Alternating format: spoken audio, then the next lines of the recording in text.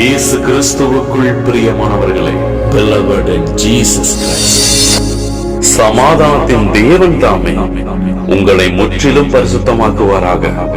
உங்கள் ஆவி, ஆத்துமா, சரீரம் முழுவதும் நம்முடைய கர்த்தராகிய இயேசு கிறிஸ்து வரும்போது குற்றமற்றதாய் இருக்கும்படி காக்கப்படுவதாக. உங்களை அழைக்கிறவர் உண்மையுள்ளவர், அவர் அப்படியே செய்வார். 1 தெசலோனிக்கேயர் 5வது அதிகாரத்திலிருந்து வசனங்கள் 23 மற்றும் 24. May God himself, the God of peace, sanctify you through and through. May your whole spirit, soul and body be kept blameless at the coming of our Lord Jesus Christ. The one who calls you is faithful, and he will do it. 1 Thessalonians chapter 5 verses 23 and 24 NIV.